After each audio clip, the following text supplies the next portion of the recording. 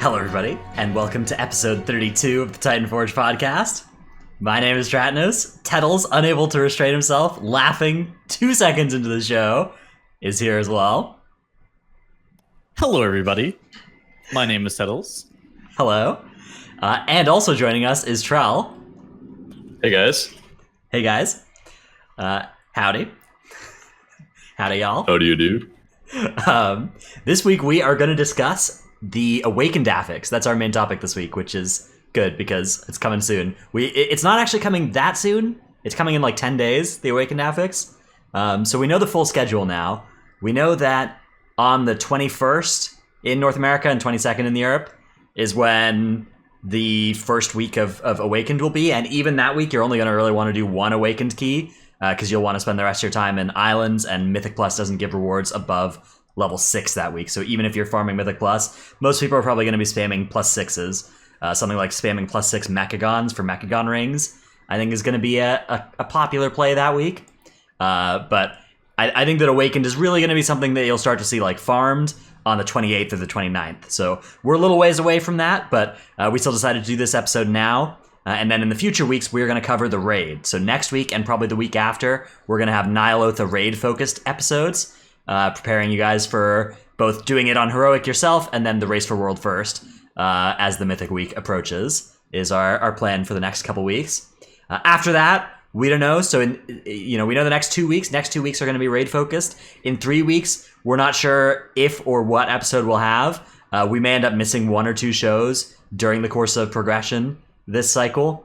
And then we hope to be back immediately after that. We may also be able to get something up for you guys. Maybe not live shows, but maybe some kind of pre-recorded stuff during progression. But it will be a busy time for the first couple weeks, at least, for multiple of us. So that's what is going on here from the Titanforge angle. Trell, I understand you have a new article on Wowhead. Do you want to tell us what's going on with this thing? Yeah, I was asked by Squishy to write a Mythic Plus ranking of the tanks, or what tank should I play in Season 4, Mythic Plus, rather, for WoW. And we had some interesting Wowhead comments at the bottom, but I think otherwise it was a good article and sums up a lot of the strengths and weaknesses of tanks going into Season 4, as well as some of the minor changes that they're going to receive via direct buffs or indirect buffs, mostly indirect buffs, but yeah, taking up a guideline changes tanks a little bit. Buffing Visions of Perfection helps a few tanks. All the new corruptions and essences are going to help tanks with certain weaknesses that they have, like the extra threat from Echoing Void is going to be really good. The Mass Taunt is going to be really good for some. Maybe even the Cheat Death Essence will be great for Blood Decay, stuff like that. Yeah, I actually, it continues to amaze me how mean the comments are, and how much they seem to think that this is like an article ranking the tanks, when ranking the tanks is like one paragraph near the top here, and then the rest is just like explaining how to play on any of the tanks, all the new stuff. It's really just like mostly just useful info. Some of the viewers think I am Blizzard and I tuned the tanks. I think I did not do that. Yeah. I can. This is just actually incredible. The articles, yeah. Or the comments. Anyways, the comments on the internet is always something that whenever you make content, you'll just get a bunch of comments that you did not expect. But it's always still surprising. Yeah, that's fine. Yeah, that's my favorite. In BFA, there's no such thing as skillful tanking. Was my favorite comment. But yeah, if anybody would like to read this article from Tettles, or from Trell rather, yeah. Tettles did not make it, but Trell did. Great article. There's a link in Twitch chat, and I'll try and remember to put a link in the article or in the description of this. I think both of you are having articles come out soon too, as well, right? Maybe. Sorry. Yeah, I leaking my shit. I have a DPS counterpart to this one coming out sometime in the next couple days, hopefully. So it should be pretty cool. Mine is. I have something for raid that took an eternity to write. Mine is much more tier list than yours as well. The amount of my content that's like talking about the relative rankings of the classes compared to yours. I'm worried about my comment section. We'll see. I tried to, head them off by having like a huge paragraph at the top about playing what you want, but it's not going to work. I even tried to avoid all the criticism or all the hurt criticism because like people are not wanting to see their tank class being the lowest tier on the list, right? So I ranked Blood DK B tier, where I could even rank it C tier in reality with like how hard they are to survive. If I were you, this would be like S tier Prot Warrior, and then like an empty A tier even, and then put the other stuff further down, and then Blood down in like D, something like that. So this is definitely one of the nicest. This is probably the nicest possible, the closest possible tier list you can make for the tanks this patch, right? So what you're telling me is that Trell is a man of the people. Yeah, Trell's a man of the people. I am a man of the people. He's trying to say that all tanks are viable. He's given us the most all tanks are viable tier list that's reasonable to make. This is a very optimistic approach that I took because I do believe that all the tanks can perform up to that level. Like if a good player plays their tank class, even a Blood DK can almost perform as good as a good Pro Warrior can play. Like very close. In general, I think Blood could be ranked C or D tier just based on the average player. And what do you think about Rad's ranking Blood behind Demon Hunter with Blur, Hunter Pet, Rogue with Parry, Moonkin Trees, and Earth Element? In some cases, that's true, probably. Earth Elemental and Trees can take a lot of things that tanks can't. Like, they just don't get magic debuffs. They're really strong cooldowns. Demon Hunter with Blur has historically been one of the best tanks for many mechanics in the game. Like, if you just want to straight up, unironically fight a Tides Emissary, my belief is that Demon Hunter tanks are better than many of the tank specs at that. Like, better than Prot Warriors at just tanking a Tides Emissary. 100%. Yeah, that's a silly spec for sure. Okay, so cool article, Trell. We'll all, I'm sure, have read it already, but if anybody hasn't, the links will be around places. Let's move on to our main topic. But first, we get to thank our supporters through patreon.com/Titanforge. Ahar of US Proudmore, Paul of US Proudmore, King of Skills, VTech XD, Rock, Zuko, Ja, Uncle Please Invite, Restore Khalifa D. I think Khalifa D got restored, so we may change that one back to Khalifa D is in. Drunk Swede from Legion of Lemmings, Argent Dawn EU, Mrs. Tettles, Actually Tootsie, Heltari. Mrs. Tettles. She's here. Ishio, Blue of Emerald Dream, Chromed, Seraphicus, Trekkie, and the Marshare. Thanks so much. I can't believe how much support there actually is for us already on Patreon. It's really incredible. We'll after this progression cycle, we'll look and see if we can set up some nice stuff there and do some special things. But for the next couple of weeks, we'll be pretty busy just making the weekly podcast and doing all our grinding. So it's gonna be a busy time for all of us. Big shout out, by the way, to Ishio. I don't know if you Tettles and Trell, you guys have seen this as well, right? They've been just doing their like weekly keys, I think, and their keys with their friends in our Discord in the voice channel. You love to see it. Ishio's very own channel, yeah. It's awesome. Yeah. So one of our Patreon rewards is getting a voice channel named in our Discord, and Ishio's done that, and then they're using it. It's heartwarming to see. Also, our Discord's really active. I encourage everyone to join it if you haven't already. There's lots of opinions and stuff going around for like what you should do for next patch right now. It's a pretty good place. Yeah, there's a lot of bad opinions too, like Dratnos's. Sometimes there are definitely some heated discussions there. The !Discord and Twitch chat is going to give you my Discord. If that's not the correct link. I don't know if either of you can get a correct link to the Titanforge one and put it in the Twitch chat as well. And then for anybody listening on Spotify, iTunes, or YouTube, there will be a link to our Discord as well in the description. There you go, the one that Tettles just posted. So, this week, our topics are the Awakened Affix, but first we also want to cover some changes that are coming to the game, and we want to talk about Horrific Visions of Ny'alotha. So Horrific Visions of Ny'alotha are this sort of like almost Mage Tower-y scenarios in that they're fairly skill-intensive, single player, but they scale up to 5, so you can do them in groups. And Trell, you've been doing a lot of these on PTR, right? Yeah, I've done a few. I've gotten my cloaks up to like rank 5 and 6 on several tanks, and honestly, they're pretty fun. So what's the kind of timeline we're looking for here to upgrade our cloaks? Is it just 1 level per vision for the first few levels? It is until rank 5. Yeah, you get one. You have to kill the last boss to get the upgrade until like rank 6. So in the first 2 visions, you just want to go straight to Thrall or straight to Illyria if it's the Stormwind one next. But yeah, you get 1 upgrade per vision that you complete. So every vessel that you spend for a vision, you're going to get 1 cloak upgrade. And after that, I think it takes 2 runs to get rank 6 and beyond. Yeah, so you need to kill the last boss, or else it's a failure and you don't get an upgrade to your cloak, and you don't get a retry. So if you die or lose sanity, it's over. You've lost a cloak upgrade. Yeah, and this is all week 1 stuff. I think week 1 you'll probably get up to rank 5 and 6. I could be wrong, but I don't think much beyond that is going to be possible, just because the invasions that spawn bi-weekly are going to be the things that give you the currency to go do the vision.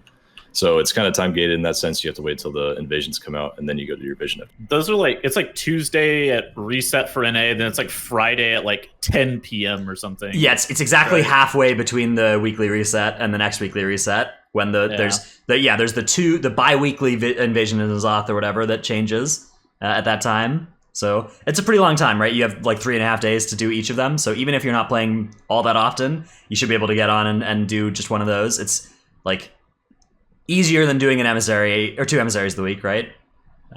2 total emissaries each week, something like that. Right. But getting behind early on is going to actually be really bad for your cape upgrades. Yeah, so you're going to want to do this on all your alts.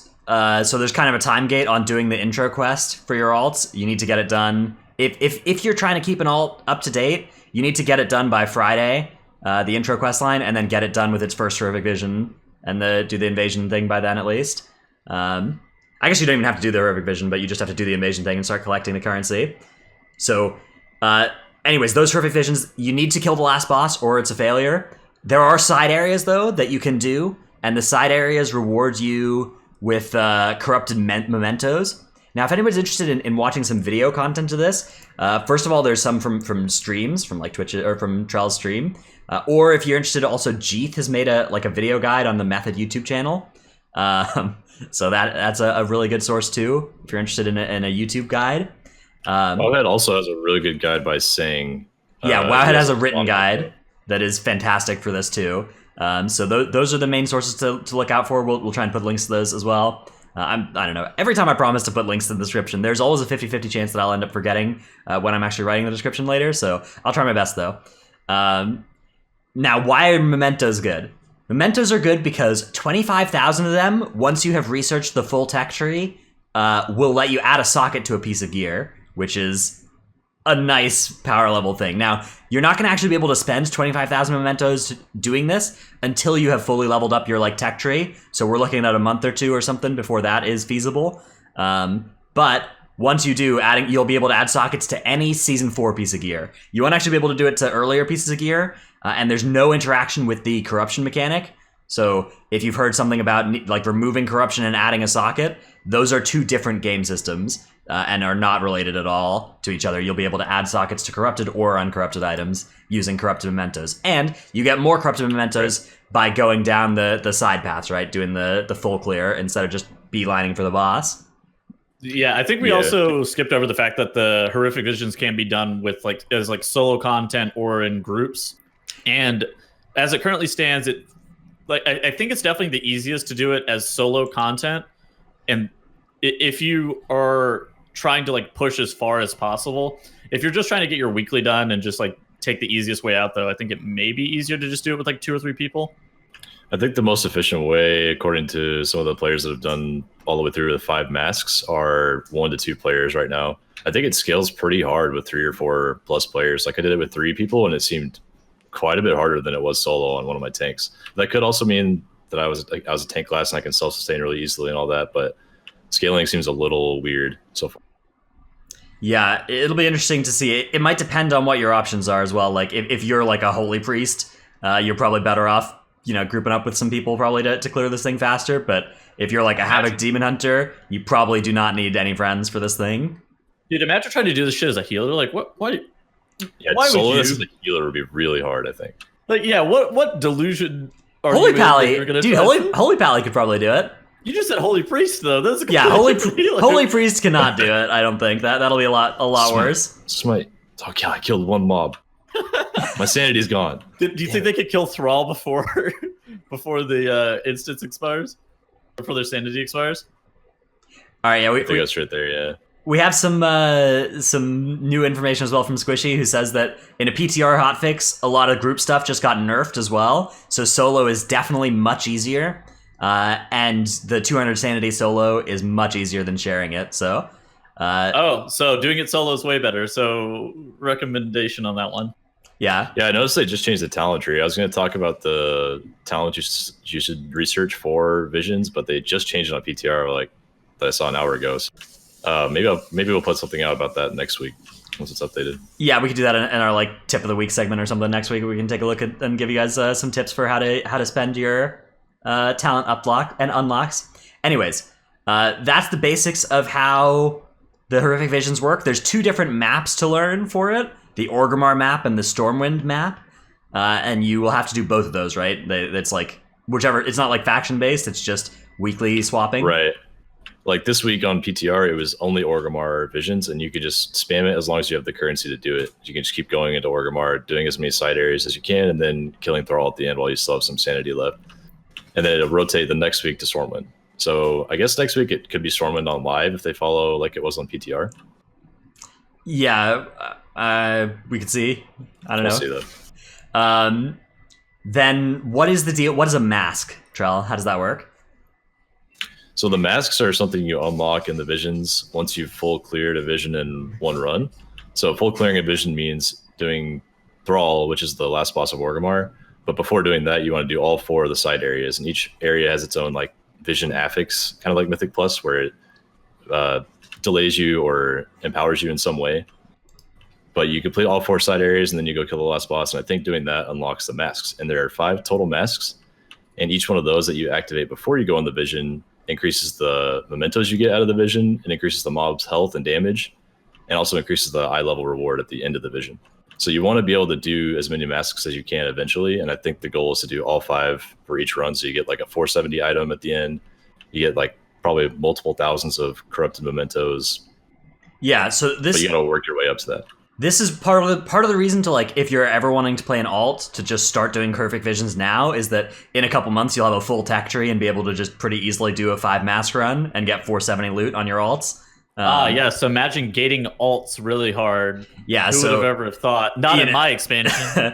Just make sure you start all your alts this week and keep them up to date, and you'll be able to get gear on them when you want to later. But yeah, so basically you can just kill the boss, you can do a couple of side zones, and get some more corrupted mementos. You can do all the side zones and get even more. And then once you've done that, you start unlocking these masks that you then click before you go in.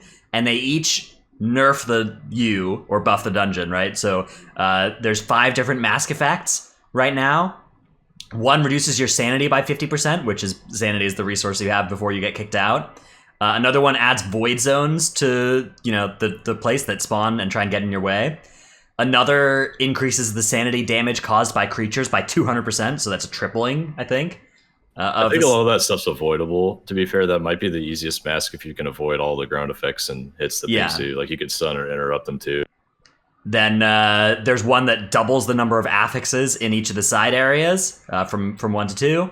And then there's another one that says, while below 50% sanity, occasionally an enemy of the void will spawn and attack you. So those are the 5 different mask effects, and those should be fun. It'll really, I think it'll do a good job of keeping this difficult content, and there's a good reason to do it, because 470 gear that corrupt, like 470 corrupted gear, could easily be bis with a socket and the right corruption against mythic raid gear. So yeah, I think this is a lot of fun though. Like, it's a challenge to try to complete as many side areas as you can before you run out of sanity. It's just like Mythic Plus, where you're on a timer and you want to push farther each time. So what I advise is like finding the stop points in each of these areas and then like clearing up to that stop point immediately. Like the first time you enter Orgrimmar, you should just go straight to the first time that you have actual talents, you should go straight to the left side area and just start fighting the elite that's there with all the other trash in the first area that follows you, for example. And then just like making it as efficient as possible, because you get 200 sanity from each elite you kill once you have the talent for it. And once you can pull an elite, like every pull, it's pretty efficient. You almost don't even lose sanity if you can kill an elite every 45 seconds to a minute. Cool. And that's not dangerous, pulling that many mobs, or is that something that you might need to be worried about depending on your class? I think you should probably have a tank if you want to pull a ton of stuff with an elite like that. Or of course, a Havoc Demon Hunter. Yeah, Havoc Demon Hunter. This is going to be like just Torghast preview, where Havoc Demon Hunter is like a 7 times easier than every other class. So it should be pretty cool. all in all, I'm really excited about Horrific Visions. To me, this kind of difficult, progression-based, legitimate rewards behind it, and interesting ways of increasing difficulty. It's everything that Islands were not, and that's great. Yeah. Yes. Agreed. I saw Preach actually made a video recently, and he was talking very positively about Horrific Visions. Yeah, it looks awesome. I like how the reward scale too. Like, do Islands really have good rewards after a couple? Islands just they randomly give you Yes, mounts, right? But there's no what you do in an island doesn't matter for mounts. It used to a little bit. It used to matter which enemies you killed to get the mounts that were associated with them. But that was even more stupid because island that wasn't hard. That was just RNG. But Dratnos, hear me out. Who doesn't love repeatable island expedition content where you're on a tropical adventure getting Azurite power from the world's open wound with your friends, assisting Magni in his foods? champion. Someone in this cave is drawing power from the world's open wounds. Put a stop to it. Anyway, should Paladins and Vision go ret or protection? What do you think, Charles? Do you think if you have an equally geared tank spec and a DPS spec, which one do you think you should go? It's actually a good question. I think you should do the majority of the Vision and Prot because you can pull bigger. And then you should swap to Ret for the last mini boss and then the Thrall fight or the Illyria fight. Because you can change specs whenever and you can change gear inside Visions. It's Legion Mythic Plus. Legion M Plus, okay. So some of the time for Moonkin 2, you're going to want to play Guardian for most of the Horrific Vision and then play Balance for some of the stuff that you want a large amount of single target damage for. Yeah, so class or spec swapping and gear swapping. Dude, we're going to get all our trinkets and just swap off your trinkets once you've used them and get the next on-use trinket. It's going to be big. All right, so that's Horrific Visions. Let's move on to Awakened and stuff. But first, it's our Tip of the Week segment. My tip of the week for everybody is to get... Okay, let's talk about the Mythic Plus levels that you should be doing the next couple weeks. First of all, the next 2 weeks of weekly chests do not contain Titan Residuum. So to compensate for that, Blizzard is doubling the AP in those 2 chests. So doing the highest level key you can for the most AP possible is the play for the next 2 weeks if you can. But if you are just interested in receiving a 15 key the week where you need to do 115, the week of the 21st, and then after that you do only 6s, all you need to do is do a plus 20 key this week, and then any level key next week, or a plus 19 key next week. Either of those 2 paths will lead you to having a 15 in your box on the week of the 21st. We think.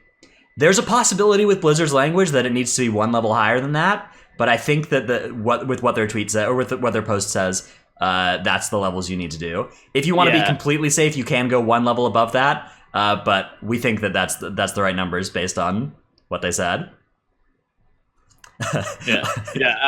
Obviously, it's very ambiguous. They don't say exactly how the decay is going to work. Historically, they said that it's going to be reduced by 3, but what they mean is 3 plus decay. But in reality, here they said 4, so it's unclear if they mean 4 plus the 1 that normally happens each week, or just 4 total. My reading of it seems that it suggested it was 4 total, but they didn't give any examples, so there's a chance that it'll be 5 total, 4 plus the regular 1 decay, in which case the numbers would be a 21 this week or a 20 next week. But regardless of what you do, if you're capable of timing, whatever the highest level key you're capable of, not even timing, just completing, is totally worthwhile because of that extra AP. You can think of pushing the highest key you can this week is something you can do that gets you AP next week. And there are very few things you can do right now that get you AP for next week. So it's a very valuable thing to spend your time this week doing. And I would recommend it just for the AP. Also, you can try to hijack one of your friends that do high keys.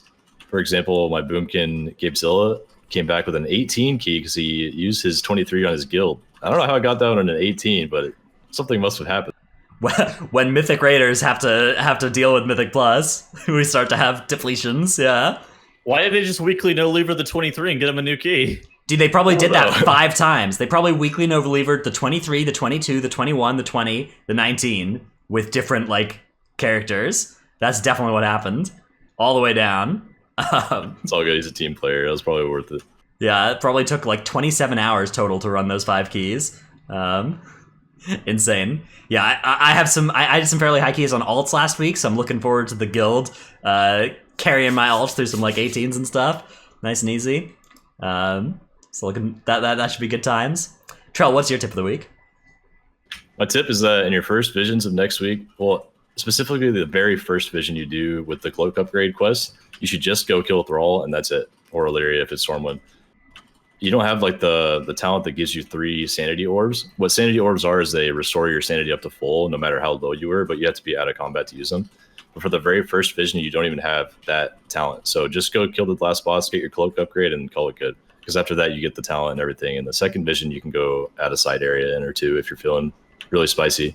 But I would not risk it, because if you fail the runs, you miss the cloak upgrade forever, and you're going to be 1 vision behind everyone else. Yeah, generally, if you have the option, if you're like not sure if you can add an extra area to your horrific vision, just don't try it. Like the drawback from missing, even if you have like a 5% chance of depleting by adding a side area, it's not worth the risk for getting the extra corrupted mementos. I mean, especially super early on. Yeah, not until rank 6 of the cloak. I think once you're at that point, you don't actually have to kill the last boss.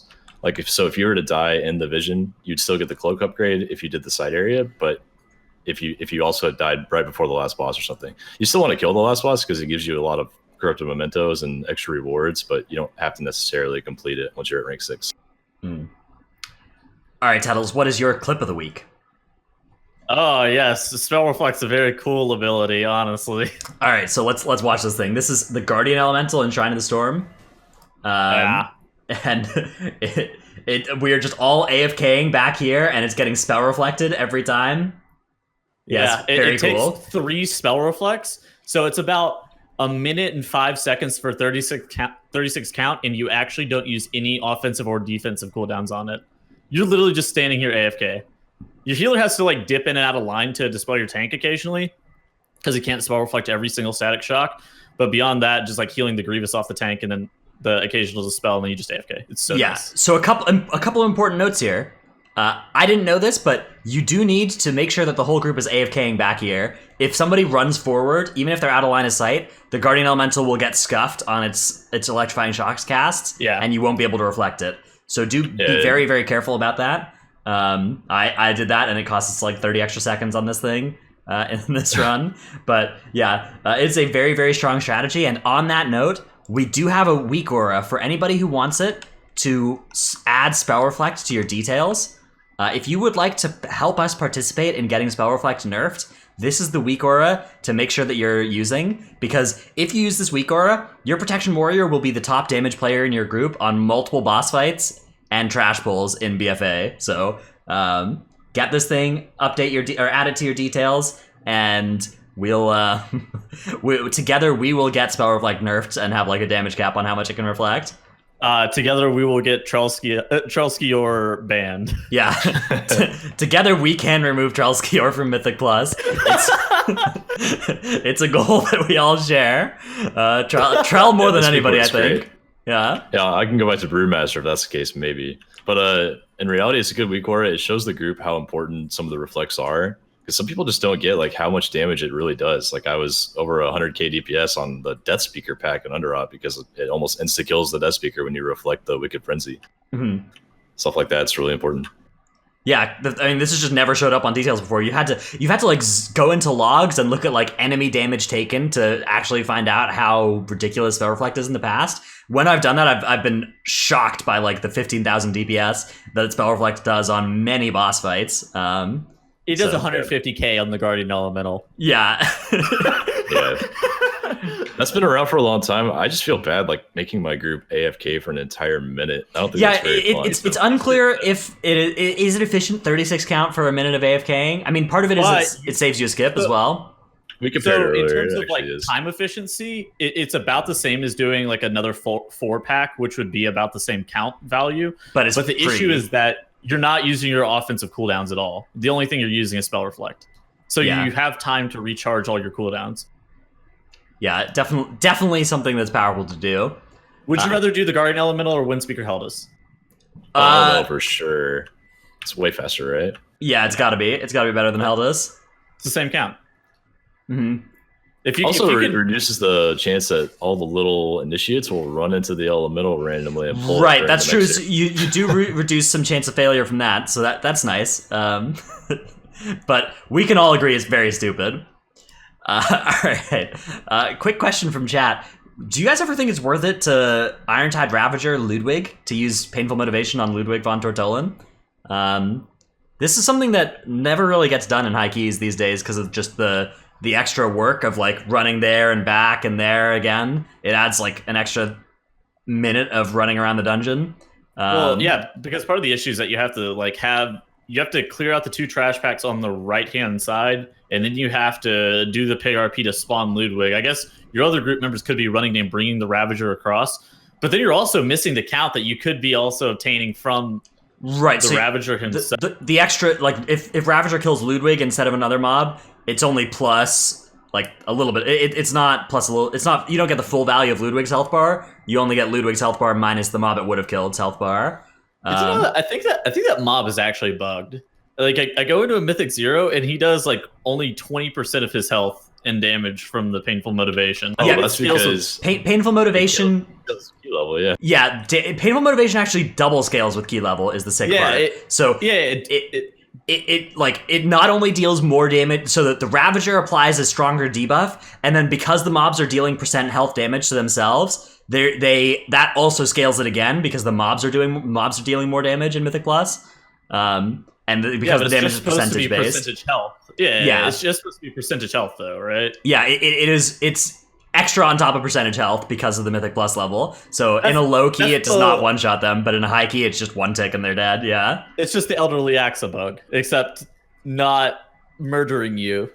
Yeah, well, the Elderly Axa is not percent health based, right? That was just like scaling was scuffed. This is just it was double scaling. Yeah, this is just percent health and then double scaling on top of that. But percent health is one of the 2 factors that was scaling. It's the same reason why mech jockeys die in Peacekeepers in high keys, is because when a Peacekeeper dies, it's supposed to deal like 40% health damage to the mech jockey inside, but if your keystone level is like 6 or higher, that scales all the way up to being a one shot because it's percent health based. So homie, can the driller die whenever it gets out of the extractor? yeah, the driller just doesn't have the same effect, so nice. you always have to fight it. It's And that very one silly. doesn't give count.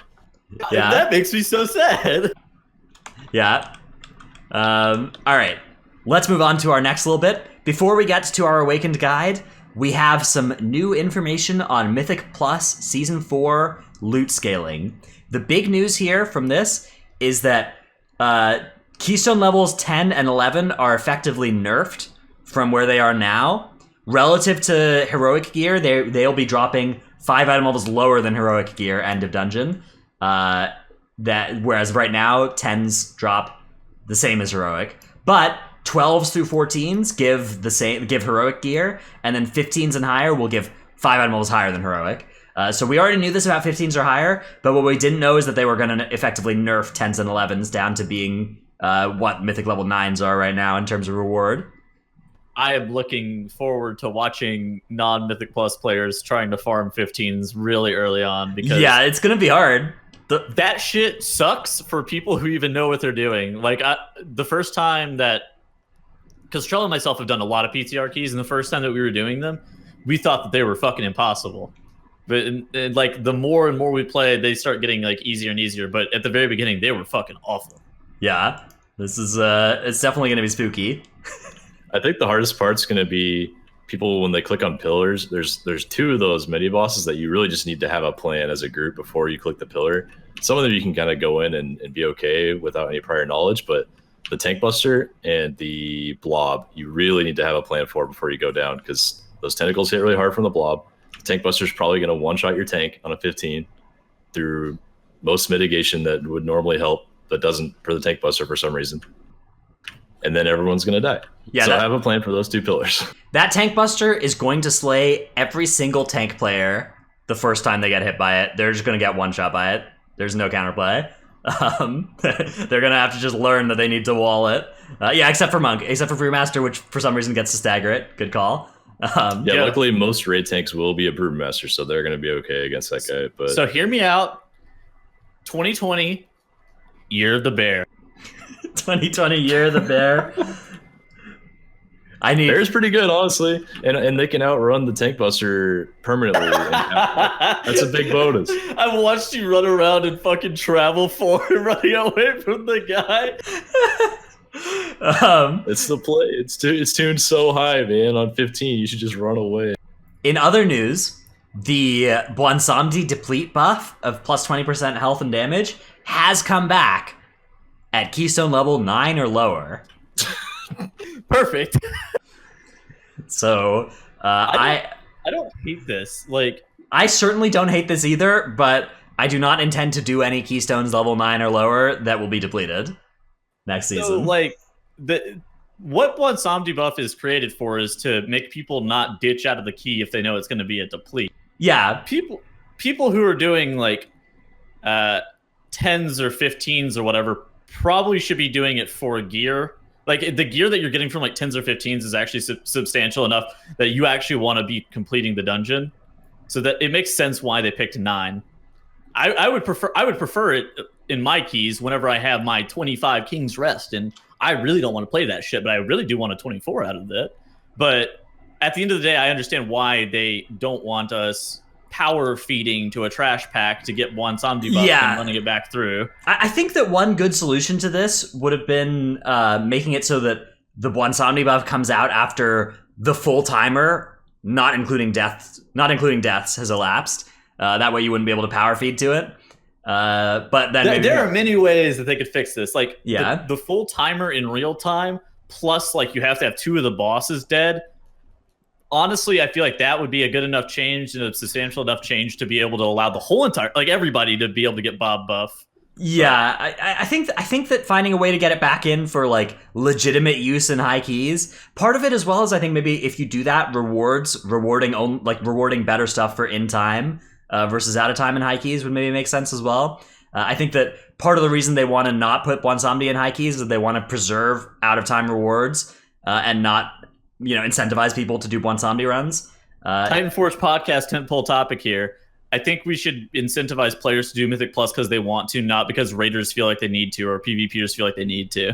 Yeah, definitely. Yeah, definitely. Definitely agree that raiding, PvP, and Mythic Plus should all be things that you can focus entirely on and need very little of the other stuff to be fully competitive in. The issue is that loot is loot, like, regardless of the source. It's the exact same loot. Well, I feel like they fucked up PvP in a way that they could have made the Azerite system actually way better. You know all the PvP-specific Azerite pieces that do bonus damage whenever you're fighting a different player? Like, whenever you're fighting an enemy player? Yeah. Imagine if they had this for raid. Like, if you're fighting a boss mob. Yeah, You get bonus damage. And, like, that would be the only outer ring on those pieces. Like, you don't even have a choice of, like, your class-specific one. That's the only outer ring choice. And then you have, like, an inner ring choice. Yeah, I think something like that would be a really good solution. That, those pieces would be BIS for raid and it would be good, but you wouldn't need them for Mythic Plus. I think, like, Condensed Life Force is a great example of a BIS essence that comes from raid that you need to get to be competitive in raid. But if you only do Mythic Plus and you never get Condensed Life Force, you're totally fine without it, right? And but you need it for PvP. Yeah, you do. So it is good in PvP, but you don't. Not all specs need it, right? In PvP, only the minor is insanely good in PvP. But even that's, like, I guess it is something you do need to farm. I don't know about PvP. You certainly know more than me, so that's a drawback. But I do like that. For the most part, most of the effective CLF comes in raid, and at least relative to M+, you don't need it in M+. I mean, same with Iris, right? Iris is. Yeah, Iris you only play in Mythic Plus. Yeah, like Blood of the Enemy, a bad example of this though, because you farm BGs and you only use it in M+. You never use it in PvP. Delete BGs. Yeah. So I just wish that each branch of content had its own way of gearing at the max level. Like, eventually you'd only use the gear from that content, but right now you have to do, like, all 3 branches of content to do anything at the highest level, honestly. So I feel bad. Like, I'm going to get 2100 heroic week. I do not have any interest in farming out 152 games to get 2100, but I know that if I don't, that I would be giving up the possibility of getting some nice gear week 1. So I feel obligated to do it. And that is honestly one of the worst feelings. Yeah, I'm not sure if I'm going to try. Like, I know it'll be good gear. I know it would be helpful, but, like, I'd have to push 2100 on a new spec because I'm, like, tanking, so I'd have to do it on, like, Windwalker. Mistweaver. Or Mistweaver, yeah. Either way, that would be difficult. That's what I'm going to do. Yeah. So that's I guess it's fine for I think it's fine for us to have these dilemmas. Like I don't think that pushing 2100 in heroic week or whatever for super high end players is actually a problem. I just more worry about like people who want to do mostly Mythic Plus in 3 months time and don't want to raid being way behind. I think that's much more of a problem than like world first or world top 100 people being incentivized to do PvP and Mythic Plus and raid. I think that's totally fine. I see it more of an issue for PvP than I even do for like Mythic Plusers or raiders, because PvPers fucking farming Mythic Plus for Mythic Plus and raid for 2 different trinkets is just so bad. Like they all hate that shit, and it makes them resent PvEers, and it's the weirdest dichotomy because it makes them resent other players because they don't want to do their content. Yeah. That's also a very strange phenomenon, I will admit. I mean, I got hard flamed while doing 2s on my Havoc DH just to get Conflict and Strife because it was PvE geared, and I was just like easily beating some low geared PvP players. Yeah. With good skill but bad gear, and they were so mad. I was like, dude, I'm just doing this for my essence. I'm sorry. You queue into 2s or whatever, and you have 350,000 health, and you play up against 2 people that have 150,000 health. No items. Yeah, it's silly.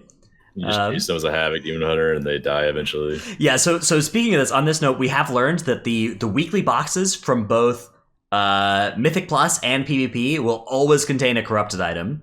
So farming those corrupted pieces is going to be big, and that's part of the reason that the PvP boxes may be even more valuable this season than in previous seasons. Is because they're always corrupted items. And there are some pretty strong like trinkets, a heavy amount of like rings and bracers and stuff that are in that loot table and could be corrupted and could be great sources of your corruption. So it's gonna be a very powerful thing to do if you can get up to 2100 or 2400 in PvP for those best level boxes. That's gonna be big for the rings and the bracers that can be corrupted, or the powerful PvP trinkets which cannot be corrupted because they're trinkets. Yeah.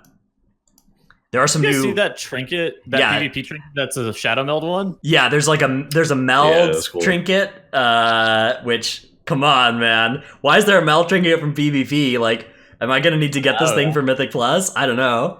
I think I don't hate that. Now, like, that I really think about it, I don't.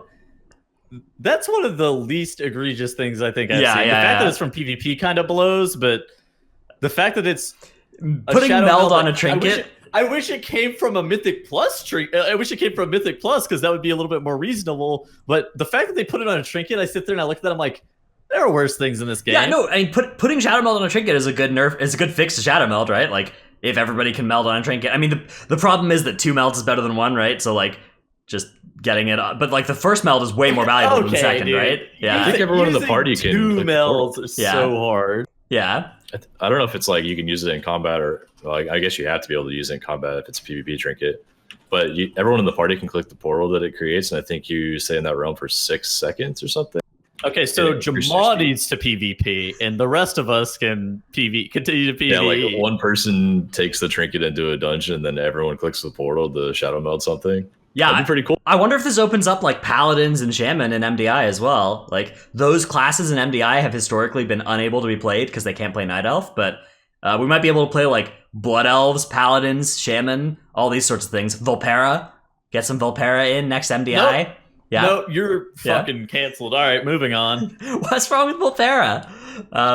Okay. No troll, I think that Volpera strats are going to be real in MDI as well, or not in MDI, but in live keys, because you'll be able to use them to set your camp like right outside Shrine of the Storm, and you can use it to like re-talent going into the last couple bosses. True. Yeah. What's the difference between just dropping out of group? Yeah, well, it's the same effect as that, I guess. Yeah. All right. This way, you're still healable easily and stuff. It's it's better that way. All right. How do I time out the broadcast? Or Twitch chat's right on this one. Let's move on to our main topic now, which is Awakened. Only 45 minutes into the show before we got to our main topic. That's a new record for us, I think. Awakened. Sorry, we went on a tangent. We did go on a little bit of a tangent.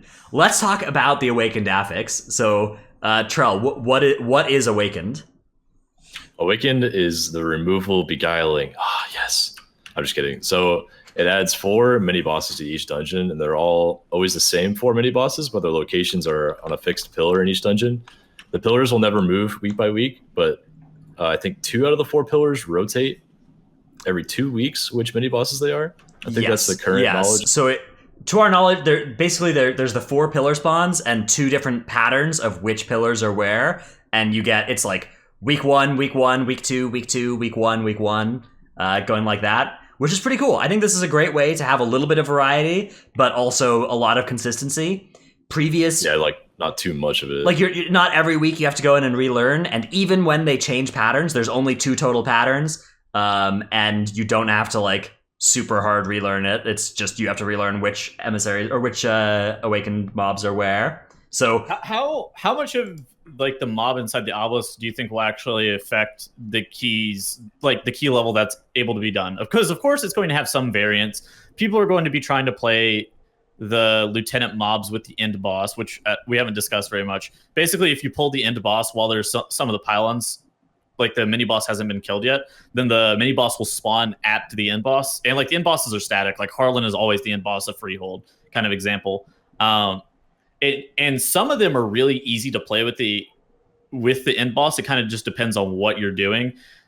Like for example, the one that just requires multiple kicks. If you're playing something like Unbound Abomination that doesn't require a bunch of kicks, you can just play that with the end boss. There's no downside to that. There are some that are not really doable. We're going to talk about like that in a little bit. The Fear Guy and the Tank Buster just... Dude, maybe you could do the Fear Guy with like, if you have double Shaman for double Tremor, you just fight the fear one with the last boss. That guy's fear does like 50% of your health whenever it explodes. That shit is not okay. Okay, that's too much. Yeah, it's like that, or the caster guy that'll maybe get 1 cast off every 20 seconds or so on one player that you can just mitigate or have a plan for. I think it's always going to be the caster spider boss or the blob ground effect boss. The blob just requires the last boss to have room to kite around because the puddles do a lot of damage. You can't just sit. Yeah. So let's talk a little bit about what this looks like in a dungeon. So here we have some maps from MDT that show where the obelisks are. So this is a Taltazar, for instance. And then each of these is showing which actual, like what spire they are and what enemy is there. So there are 4 different spires, and they start with a different letter from B through E. So it's like Brutal Spire, Cursed Spire, Entropic Spire. I forget what the D is. And they each also come with an enemy that we've shortened to Spider, Fear, Tank, and Blob. We'll explain what these 4 mini bosses do, but this is what it looks like when you look at a dungeon. You see these 4 obelisks, and realistically, you're going to have to path to at least 3 of them, and then you can fight either the Spider or the Blob with the last boss, maybe, but probably not either of the others. Did you say that's from MDT? That's not from MDT. Or sorry, from the map. Yeah, sorry, just from the mini map. MDT will have awakened obelisks though, starting on the 21st. And you'll be. It's actually, the functionality is really good that Nagi's putting in. You'll be able to like click and move a portal to where you want to have the portal come out. So very, very cool effects from that. But yeah, you're right. It's not from MDT. It's from in-game map. But you notice there that the sea spider obelisk is like in the middle of a double honor guard pack, which you really don't want to pull. So you have to have a way of dealing with that one, right? I think the easiest way is to do that one with the last boss, or you can have someone like move the mobs away, get out of combat, and then join you in the lower realm. You have to have some way of moving the pack over. So we discovered that you could use a rogue to pull them away and then vanish. You could have someone knock them with Ring of Peace, and then the druid masters them off the path of the obelisk. You could just use Shadow Meld if you're Alliance, as usual, for the seasonal affix. Yeah, every seasonal affix has been broken by Shadow Meld. Here comes the trinket. Yeah, so what we're talking about is that each of these enemies, when you fight them at their obelisk, casts armies in Azoth and brings along an army, and some of those are really toxic. Some of those armies in Azoth are really rough to fight, but you can pull them away with a rogue, and then they can like vanish, and they'll just stay far away and not run back because they're like weird tentacles. So it's going to be a very powerful effect to do that. If you can, particularly against the tentacles. And we'll get more to that in a bit. But one of the big piece of news is that if you fight these enemies with the end boss, they don't cast armies in Azoth. So you do not have to deal with those 5 little mini ads that they each spawn when you pull them at their obelisk. The mini ads are sometimes the hardest part of the of the encounter or whatever. So let's talk a little bit about these pylon placements, because Tal'Dazar here, we do have this, like, the one that is mapped to the spider boss on this showing. Again, shout out to Squishy for doing this work here of getting these maps.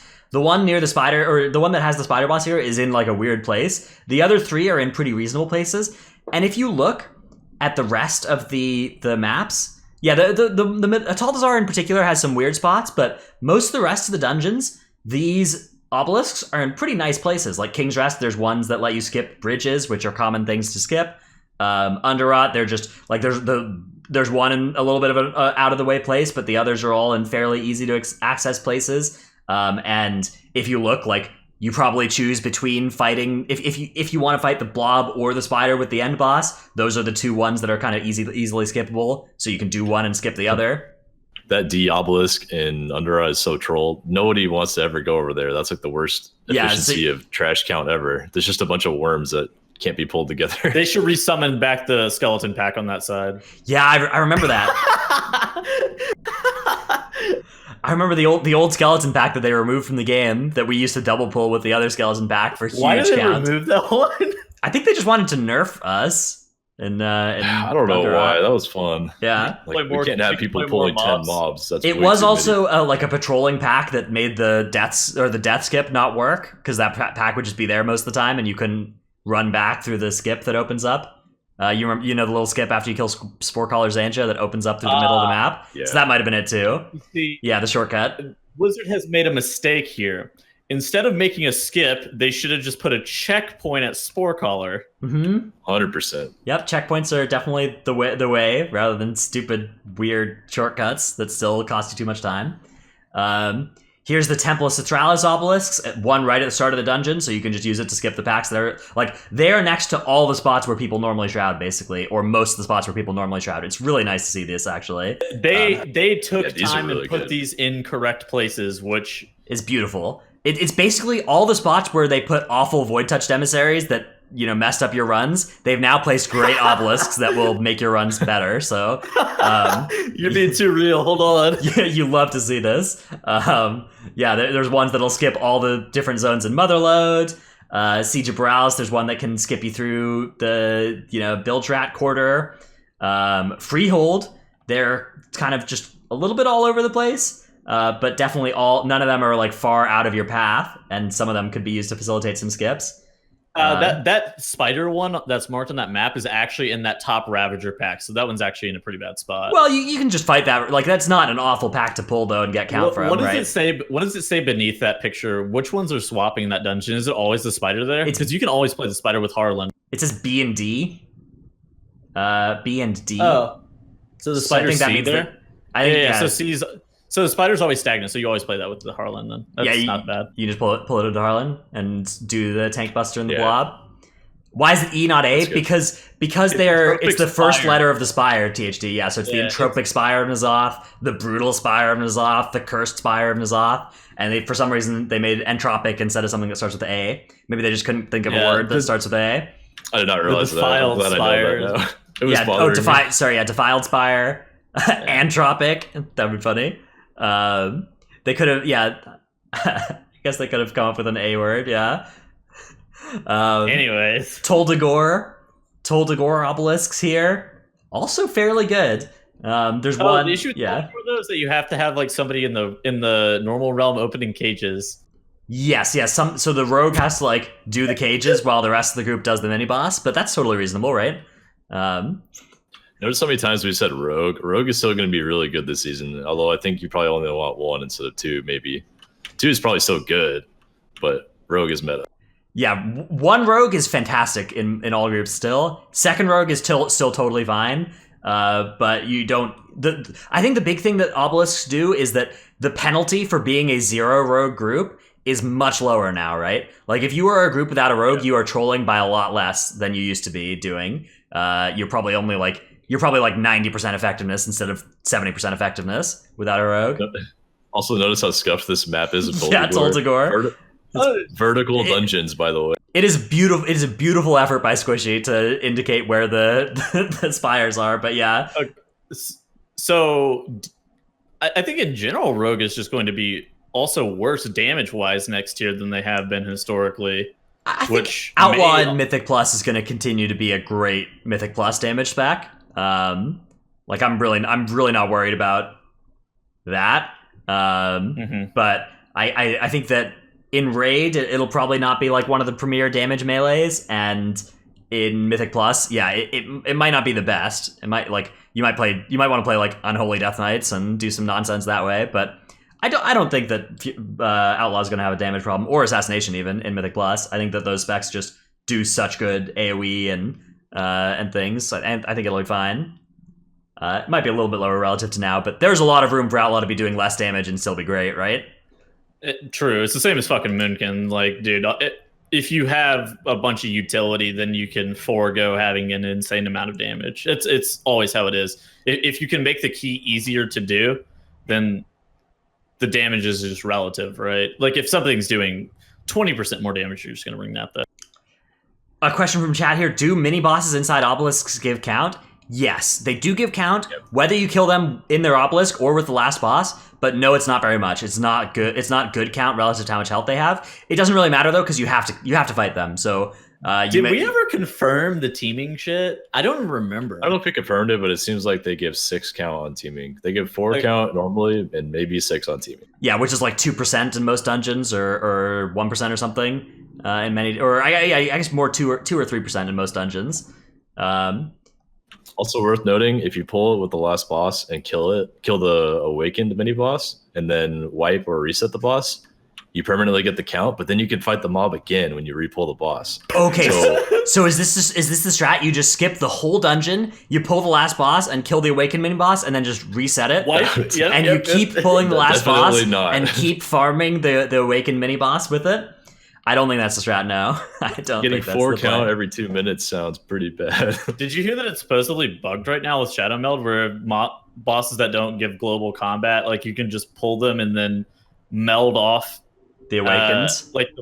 You meld off the awakened, and then the awakened mob just stands there, and then you fight the boss. Wow. Actually, Morning and I tried that after we heard it the other day, and I don't think that's true. Okay. Somebody was saying that was. I think it may have been possible a while back or something. Okay. We'll see. Another question is whether they scale with Fortified or Tyrannical. These don't scale with either, right? They don't scale with either, which is good. That's really good. Because Infested scaled with Fortified, and that was awful. And they made it so that Beguiling and Reaping did not, and that was a good change. They figured that shit out quick, that was not okay. Yeah. Blizzard did have the foresight to make sure the mini bosses weren't affected by stuff like bolstering either. The little ads that come with them mid-dungeon are affected by bolstering, so if you kill one tentacle and the other 3 are full health, that almost has to change, right? Because bursting is like so bad on some of them. Well, they each only have 4 to 5 ads. I don't think it's too bad. Yeah, if you're a guy, you just die. Yeah, it's gonna be spooky. It's gonna be spooky. I don't know. I feel like they'll only fix that if people in low to medium keys are wiping to it. If it's a big problem in high keys, then it's not going to be something that they really worry about. I don't think they don't really make changes on that. That's fair. Yeah. All right, here's Waycrest Manor's obelisks. This one's an interesting set. The thing worth noting is that it's on the left side in the basement, and then there's one in the kitchen area, in the normal area, the right side there. So, also another thing worth noting in Waycrest is you need to open the doors in the real realm, or else you're just going to run into a door that you can't open in the Zoth's realm. Yeah, the door's automatically closed, right? That blob is actually so trash, because you would think that in the kitchen it's good placement, but that door doesn't stay open, and it's impossible for you to open the door, go click the pylon, and then go down into the downstairs area with the blob. I feel like that door almost has to get removed at some point, because it's like literally impossible to do anything. I feel like once you kill the 3rd boss, like, I feel like people are going to like. I feel like this is going to get changed in the first couple weeks of the patch. Like people are going to run into this and complain about it a lot. But it's so ridiculous. You send a rogue, but the rogue can't get himself back into can't get himself through the door with you. Yeah, so it's got to be a monk with transcendence, right? Yeah. I don't even know if a monk with transcendence is quick enough. The door is only open for the monk sets the transcendence and then goes and touches the spire. Oh, does the transcendence go away when you swap realms? I think you can't use transcendence out of the realm. Oh, God. I needed to test that and I forgot, but I'm pretty sure you can't do that. Okay, So yes. there's literally no way to use that. Well, you just leave your obelisk to go most downstairs. you leave your most useless DPS in the real realm, just opening the door for you guys, and everybody else is in Ny'alotha realm and gets through. And then your most useless DPS that also has a stealth then runs towards like the Lord and Lady Waycrest room. Yeah, Okay, and just meets you up there. Yeah, and then they shift out of cat form and back into moonkin form. Yeah. So yeah, anybody else Or- want a Moonkin to go do that for them? Yeah. Or you could See. just kill the mini boss with 3 DPS and then use Shroud. Honestly, I'm helping. Oh yeah. You just kill the mini boss. Don't use the portal at all in Shroud. That does sound better. Right. That does sound better. it's definitely better. Macagon, Operation Macagon. Good placements in upper. Notably, you'll be able to use a obelisk to skip either or both the stealth section and the trash before King Macagon himself, if you want to. So it looks like the best way to get count in this place is going to be to kill all the stuff except for the packs right before King Macagon, and you skip as much of that as possible, maybe, because that is the most tragic trash in the dungeon. You could basically pick to skip the very last pack plus the 2 robots before it, or the blobs. I think on bursting and bolstering, you probably want to skip the blobs because there's like 15 of them. But on everything else, skip the last pack that does a lot of damage and requires you to stand in the shields, or else you're probably going to die.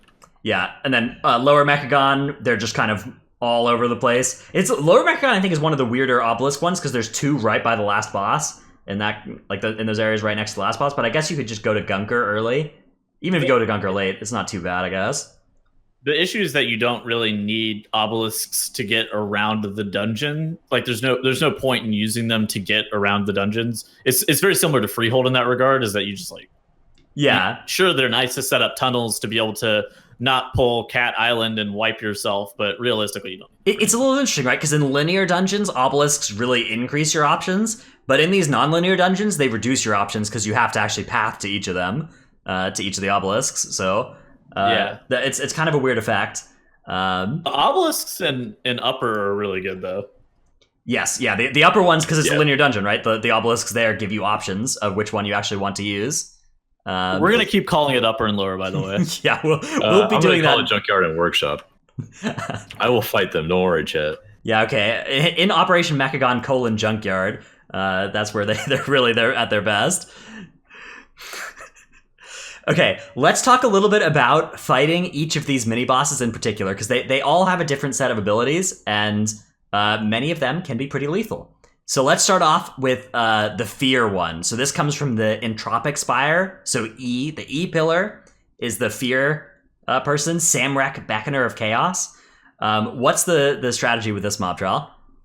Sam's gonna wreck your tank. The Fear mechanic goes on 3 players at a time, and they can pick any player in the party. The tank should definitely have priority of Dispel if it picks them, because it will turn their back to the mini boss and all the ads, and they'll instantly die on higher keys. Probably on 15s as well, honestly. Like, you should not let your tank get hit from the back because of a Fear.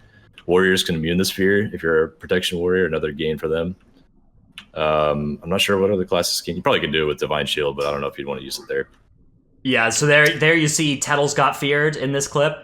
Because the Fear also puts a little, it's like a little circle debuff around you, and when it expires, it'll fear the person and anybody else in their circle. It puts out 3 of these, and they're at like staggered intervals. You can see now Tettles is reverse flaming and goes back in and intentionally. He runs onto me. The shit out of me. Yeah. He feared me, and then I had to fear him back. Yeah. So these explode at staggered intervals. It is possible to dispel 2 of these 3 if you very quickly dispel the lowest duration one right at the start. Then you'll be able to get your dispel back right before the last one goes away. Tettles, what's going on in that Can you clip? explain what the heck just happened here? Yeah, you just fell down the side. Is this how you're supposed to handle Samrek, Beckoner of Chaos? No, getting feared off the ledge because your bear tank is griefing you is not the way to do it. No. All right, yeah, I think that this is a really complicated MDI strat that you'll really only see executed by top groups, like getting feared off the edge and dying. Or you can mass dispel it, or you can probably imp dispel it. Imp dispel, again, yeah, Tremor Totem as well, you can use to, but the problem is that when the Fear explodes, it also does a bunch of damage, so the ways to dispel the debuff before it turns into the Fear are better, right? Because then you won't take the damage. Right, yeah. Yeah, so Mass Dispel really strong actually for this, right? Immunity is a massive spell, and the circle around you does fear other players. I don't know if we mentioned that. Yeah. That's what's going on in that clip. We're fearing each other because we're being dumb, but don't do that. What do you think about his little ads having the anti-kite mechanic? Yes, so the armies in Ny'alotha here, the little ads there, do a bleed on the tank, or if the tank is kiting, they'll bleed whoever they run next to, right?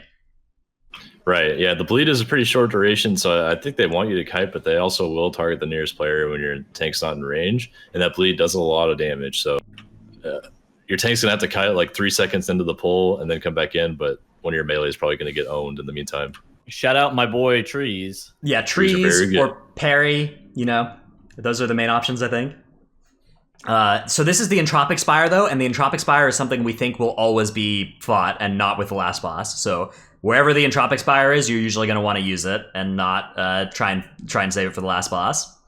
Yeah, this one is not playable with any end boss. Like, the amount of damage that the circles do is pretty significant, plus being fear pathing is bad and you lose a lot of damage, because most of the time if you're playing the mini boss with the last boss, you actually just want to bloodlust the mini boss and burn it down. This is not one of those guys that you're going to get like high value out of bloodlusting him and trying to burn him down. Yeah, because you're going to keep getting feared and losing uptime. Yeah. The next enemy that we think is also not really playable with the end boss is Urgroth, Breaker of Heroes. So this is the tank buster, and it comes from the Brutal Spire, so the B Spire. It has a tank buster that murders tanks that are not... If you are not a Brewmaster or a bear, you need a big defensive to live this thing. Even a bear, Even a bear, yeah. You need something. So the little malignant growths you see around there are this thing's armies in Azoth. They're basically like the malignant growths on Gahoon. They just make like a gross ground of area, and you just kill them off, and they go away. But yeah, the main thing on this thing is just that Spirit Breaker. There you can see it casting. Wow, Trailbear had Barkskin and SI up for that, so he was fine. But it is a spooky thing otherwise, and it can one shot many other tanks. If you don't have a defensive up for this thing, it's just going to actually one shot you. Oh, I don't think you should even take it at all without any kind of double defensive on a 15. I think not only does the Spirit Breaker do a huge portion of your health, because it's tuned at like 700k damage or something at that level, it then leaves an 8-second debuff that makes you take double damage from the mob, and that guy's melee is also hit very hard, so you're just going to die shortly after if you don't have a seat. Yeah, now notably, this thing is tankable by trees. Trees will taunt it and take the tank buster, so that's a very strong effect there. Demon Hunters can like Netherwalk taunt, Paladins can bubble taunt. These are all useful ways to handle the Spirit Breaker. The other thing this mob does is an AoE circle that everybody has to run out of, or else they'll die, so don't die that AoE circle, if you guys remember the Reaping mob that also had the circle, equally as bad. It is not good on mismatched terrain at all. Yeah, it's hard to see, ground effect will get... Yeah, it's impossible to see if it's on mismatched terrain at all. Yeah. All in all, though, it's this thing is mostly on your tank, just living that stupid tank buster. Is the main thing to do. Somebody wants to know, is Spirit Breaker magic damage? No. It's physical damage, but it's not blockable. So like Warrior cannot mitigate it at all except for their base armor, and then using cooldowns except for shield block. Like their main mitigation does nothing right now, which I think is a mistake. They should fix. I also think it's also not nerfed. dodgeable or parryable. Right. But it is. So Iron Fur is effective against it, but and Dagger is effective against it, and basically nothing else is besides Shield Wall and stuff. Oh, Shield of Righteous, you need to have that up. Really good verse to that. But like Blood DK and Prot Warrior are just screwed. Like they have very little against physical damage except their main wall abilities, and if you don't have wall, you're just going to get one shot. I don't think that's okay for tank balance. Like Brewmaster can literally sit there and just eat it on a 17. Demon Spikes are also bad versus it, right? Demon Spikes increase armor and parry, and meta increases armor as well. So both Demon Hunter effects do increase armor, but so I think it'll be fine actually for Vengeance. Vengeance also can live it.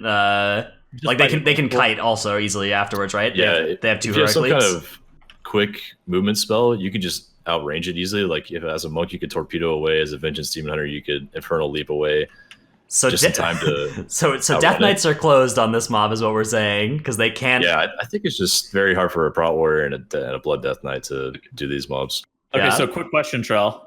Have you reconsidered where you ranked Blood Death Knight in your Mythic Plus tanking tier list? No, I think this mob makes it worse. Even though it makes Prot Warrior versus well, I think Prot Warrior is still going to be the best tank, because I was more referring to the Blood Death Knight downwards, drops yeah, as high as the B tier. Yeah. Yeah, maybe moving Blood Death Knight a little lower, yeah. All right, the next enemy is the Spider. This comes from the Cursed Spire. So the Sea Spire is the Spider. And this is one of the ones that we think can be pulled with the end boss. It does have some casts that need to be interrupted, right? One puts a curse on people and one puts a disease on people, and they both have like nasty effects and a dot. Luckily, the disease one is you can get out of it if you have things that drop slows and snares. So stuff like Vengeful Retreat, Vanish, Shapeshift, Tiger's Lust, Freedom, clear that effect as well. So if you're low on kicks, you can use those as a substitute. Or of course, you can play a group that has curse or disease dispels and handle the cast that way. But there is an upfront damage component to these casts in addition to the curse and the disease. So mostly you are going to want to have kicks on this thing. 3 melee kicks is the number you need, or two melee and 2 ranged kicks to stop any cast going through. And you'll kick a different thing each time, right? You'll kick. It should cast like curse, disease. So if you are one of the kicks there, you'll kick curse, and then the 3 kicks later will be a disease and then a curse, back and forth. So you don't always kick the same thing, right? Which will be a little hard to coordinate. Right. I think all the casts that it does do a significant portion of someone's health if it goes through, and then you can also dispel it if it's a curse or a disease dispel if you have that in your group. So you want to stop as many as you can, but luckily, even when one goes out every once in a while, it is mitigatable, and I think it's okay to do with most last bosses.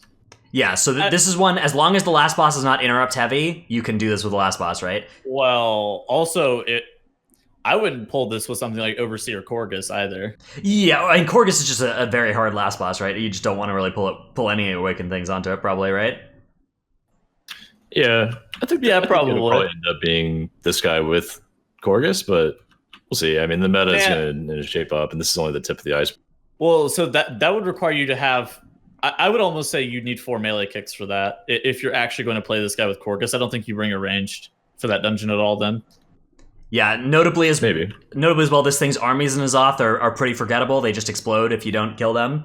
But if you just kill them fast, they don't really do anything. So their explosion is like tick explosion from Underrot. It actually does some incidental damage. It's not a lot though. It's not. Yeah. It is kind of forgettable, like you said. Yeah. And then outside of that, a fairly easy to deal with enemy that we do think you can fight with the last boss, as long as you're going to be able to interrupt it.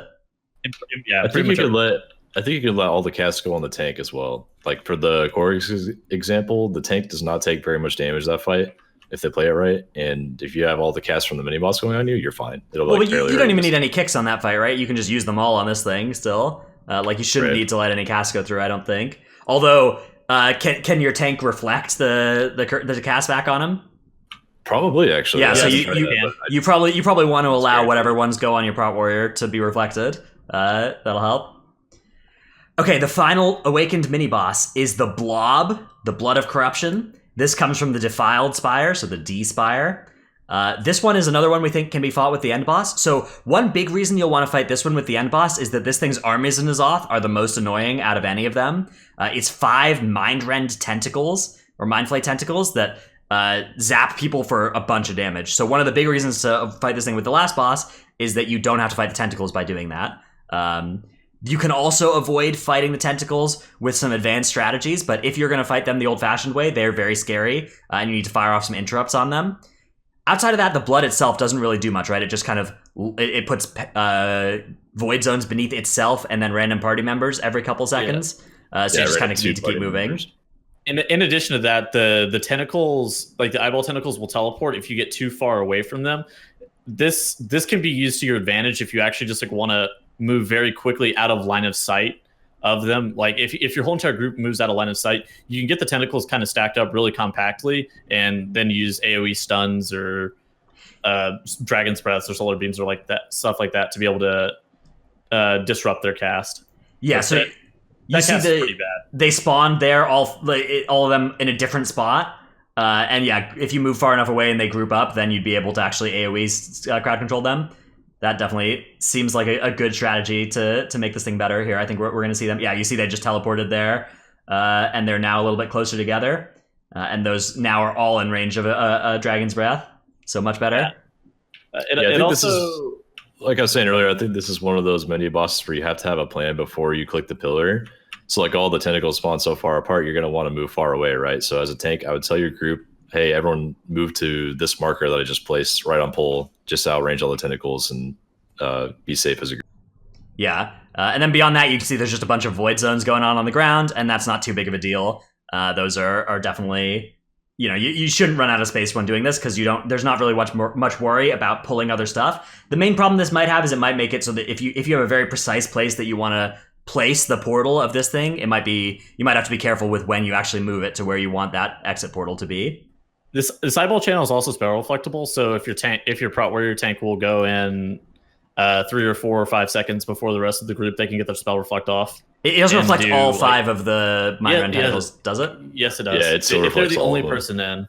Okay. So it'll only do like 20 to 25% of their health, but that's pretty cool. All on the prot warrior. It's all on the prot warrior for it. And that one, so yeah, we think fighting that with the last boss is going to be a good play because you won't have to fight those tentacles at all, and you just have this blob. So as long as the last boss isn't in a space-constrained area, this is definitely something you can do, right? Like, if you're fighting Harlan Suite with this thing, that can be a real pain, right? Like, you don't have very much space against Harlan Suite, and you'll run out of space from Blob of Corruption very quickly. But on most end bosses that have a nice big boss room, you should be fine to fight the blob for a while, right? Yeah, I think like Yasma's a really good example where the blob's going to be the best mini boss to pull with the last boss. I think maybe the caster spider will still be the best. I don't know, but the blob kind of lines up with how you move Yasma anyway, so it's perfect for that fight. All right, let's take a look at some advanced strategies that we have for the Awakened Affix. So this one comes from a mage from Shift, has figured out this strategy on mage. We're calling this one Budget Meld. So the way that this works is that you pull the mage goes into the spire first, or pulls the mobs near the spire away. Rather, they go next to the spire. You pull the mobs up next to the spire away, and then the druid can mass root them, and then the mage can invis or die out of their ice block, and all these mobs will be out of combat. And you'll be able to interact with the spire without killing the mobs that are next to it, right? Normally, the spire you can't interact with if there's mobs next to it, but you can use this strategy to pull mobs off of a spire and then actually, go into the spire, right? Very useful for the double honor guard. Yeah, pack. Yeah, Tal'Dazar. That would be the biggest use case for it. I think is that Tal'Dazar one that's the honor guard pack. I don't realistically see you being able to do it any other way. Yeah, very cool effect against that. And the reason we're calling this Budget Shadow Meld is, of course, you can just do this with Shadow Meld too if you were playing the correct faction. But unfortunately, all of us messed up on the character select screen, and we're not playing Night Elves. It's a little oopsie that happens to anybody. Oopsie. Yeah. All my friends are Horde. Yeah. The next tactic we have, this one is really, really good against the blob. So those minor tentacles that we were talking about? This strategy comes from Squishy, who has figured out that the rogue can go into the obelisk first and run far away, and then the blobs, the tentacles will teleport to the rogue all away from where the mini-boss started. And then the rogue can cast Vanish, and the tentacles will stay there. And now the rest of the party can just go and fight the blob and never have to fight these tentacles because they are just hanging out way away from the spire, rather. And the whole group now can just fight the blood, and you don't have to fight any of those tentacles because they've all been vanished far away. So if this strategy looks very, very good against the blob guy, and if you this is a very powerful thing for rogue. So. Extremely powerful strategy, and I expect there'll be more cool things like this that we find with like rogues in particular on abusing Vanish to do different things on both sides of the obelisks. But this looks like one of the early most powerful strategies I've seen. It's also just soloable and really safe. Like I think if a rogue is able to do that, they should probably do that. It's really good. Yeah, one thing to watch out for is that the blob does have true sight, so you need to be moving quickly to stay away from it. Or else when you vanish, you're going to have to die to the blob, because if you're too close to it, you'll just vanish and stay in combat. But, even if that happens, it's still not too big of a loss. It's still faster than fighting those stupid tentacles.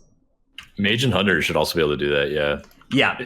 Well, okay, so the problem with them is that then you have to make sure that the tentacles aren't going to be in your path for when you run back. So Hunter needs to have camo or whatever to actually stealth back past them, or you can place them and then run backwards and then feign, so that you need to make sure that they are not between you and the obelisk, right? If you don't have a stealth, But if you do have, if you spec camo, then it's totally fine. And can mage invis that? Yeah, mage could just invis and then run back through. Definitely works. It also is important to note that the awakened realm is the same, like it's universal. So if you are ballsy or stupid or smart enough, depending on which you are, you can actually fight multiple of the mini bosses at once if you activate 2 pylons somehow. Yeah. So I don't know how you would, but it is a thing. Well, a rogue can like sneak ahead and open and start an obelisk while the rest of your group uses a different one, and then you can like meet in the middle and fight your 2 mini bosses together. Something like that could be a play. Fighting 2 of them together is really, really dangerous, but it could be a thing. Yeah, I mean, you could use this as well you could also just chain from one to the other. Like as one is dying, your rogue can be sneaking ahead and using the next one or something. I don't know if that's going to be the play, but it's an option. Fighting 2 mini bosses at once. That might be something, particularly like in MDI setting. We might see like 2 mini bosses at once and then 2 with the last boss, right? Blob and Spider with the last boss, something like that. Might end up being I'd say it's MDI strat. strat. An MDI thing. It's gonna be really hard on live and high keys, but if it's possible, that'd be awesome. That's a big time save. Very, very, very cool affix though so far. So far, this affix looks like it's going to be awesome for high key players that want to have cool strats, and also just totally manageable for people doing their weekly keys. And unlike Beguiling, you don't have to think about it every pull, and it doesn't make any pulls impossible. You just have to learn how to do these 4 mini boss encounters, and then you're chilling. So I think that's going to be amazing.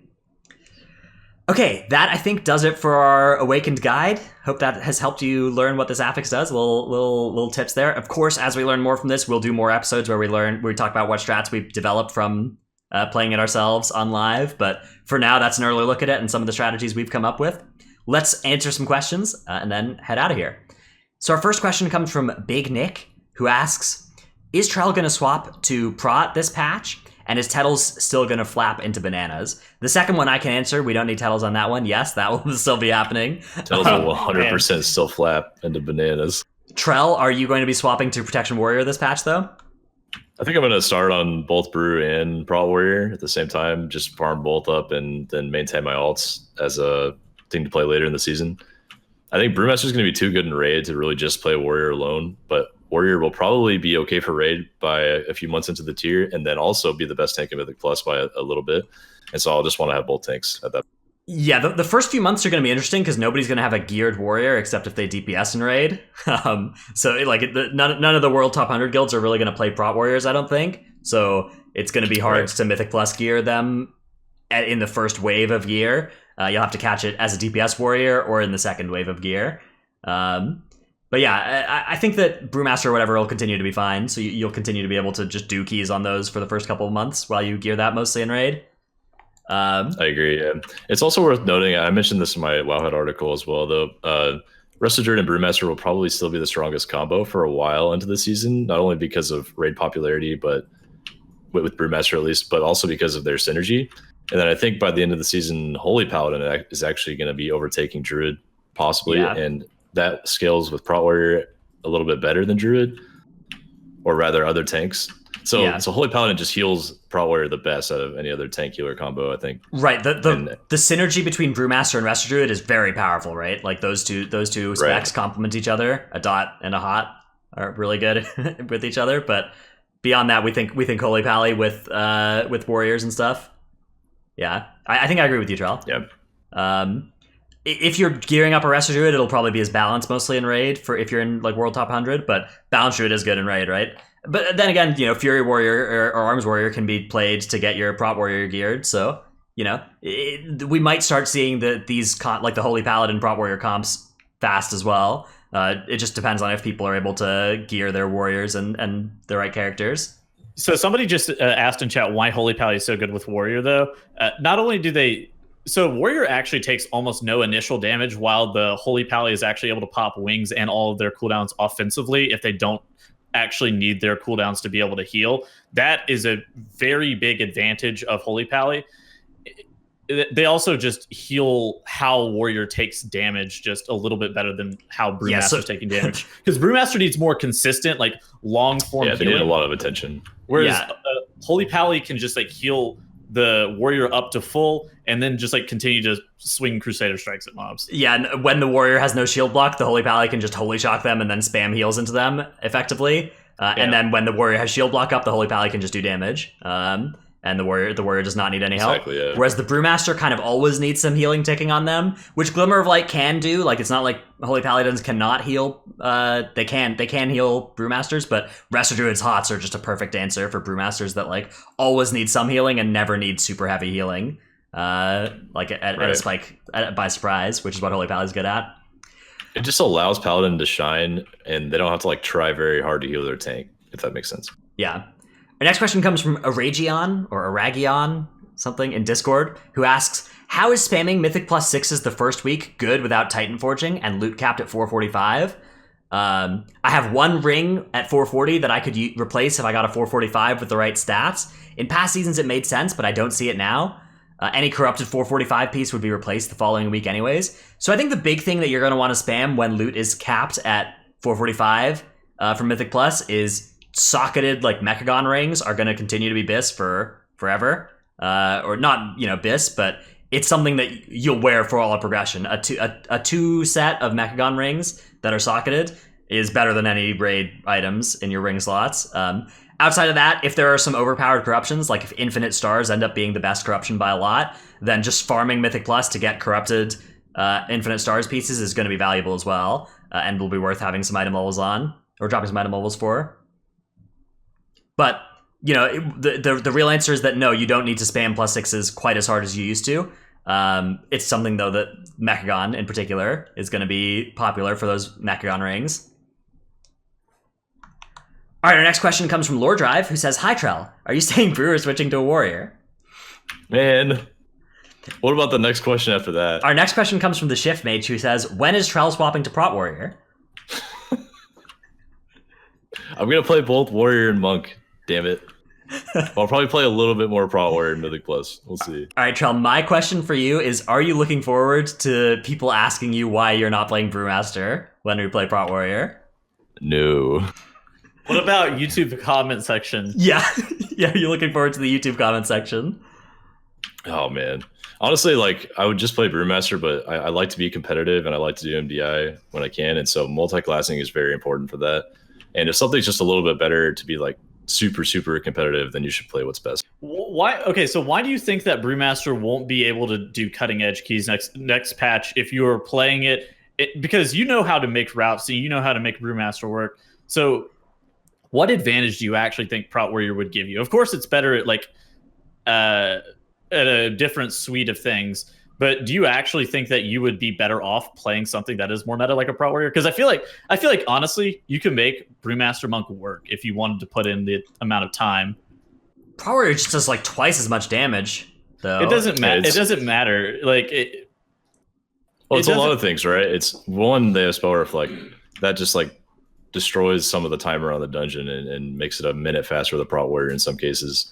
It also allows you to do more dungeons on Tyrannical Week. Like Waycrest is closed for Brewmaster on 21 Plus this season, but it's open for Warrior because of Spell Reflect. Warrior and Holy Paladin synergy is going to be really important, I think, by the end of the season. You can't really play Brewmaster with Holy Pally. Like if my healer Jam wants to play Paladin, which he does, then I probably shouldn't play Brewmaster. So we kind of keep our Druid, Brewmaster, and Paladin Warrior combos together. And also mitigation wise, Brewmaster's just getting a huge cut because of the fix to get to the Ox. Warrior's just going to straight up take less damage and require less healing all season, I think. And aside from that, I think it just handles a lot of these mini bosses better, except for the Tank Buster, which you could play around locally, but honestly, it's not a huge setback considering how little part of the dungeon it is. What if you could play the Tank Buster with End Boss with a Brewmaster Monk? I don't think so. That in a high key, it's still so much damage, right? The 100% damage taken debuff afterwards, and you're tanking like an Awakened mini boss and the End boss. It's not 100% increased damage taken. I think it's 100% increased damage taken from him, right? Oh, is it? Okay. That's a little bit less bad. It's just for the tank, yeah. And also like the circle that the Tank Buster does, I don't know if you really want to do that in high keys with the last boss. You have to move pretty far out of the Dark Fury cast. That's true, yeah. Oh, the Dark Fury cast is pretty trash. Never mind. I redact that statement. It's all damage. It's all damage, Squishy says. Oh, okay. Never mind. Fuck that. Yeah. Mm-hmm. Also, Brewmaster was like one of the biggest things that made Brewmaster good in this season was how well it handled Beguiling, which is going away. So there's like all kinds of little things like this that contribute to making Prot Warrior the best tank again. And honestly, Prot Warrior was just as good as Brewmaster this season as well, and better in some dungeons like the Tyrannical Waycrest. But they just struggle with dealing with Tides and Void Emissaries, and that's it. Yeah. I don't know. We could be wrong. There things other than Prot Warrior, Holy Pally could be good. I think that Resto Druid, Mistweaver, and and Holy Pally will all be great healers and can all work with Prot Warriors in different ways. So I wouldn't worry too much about which healer. I think all three of those are likely to show up on the front page of Radar.io, but I think you'll mostly see Warriors up there just because I think they'll be able to do keys a level or two higher from how much extra damage they bring. Honestly, fuck it. Keep hyping up the Holy Pally. I want to get invited to keys next season. Yeah, balance druids are going up in value. Druids. Yeah. Stock rising emoji. Yeah. All right. I think that's going to be all for our show this week. Next week, we're going to be back with a preview of the raid of Ny'alotha. And then the week after that, we'll be doing a preview of Mythic Ny'alotha. And that's going to be all for us. Thanks, everybody, for hanging out. We'll see you next week. Bye.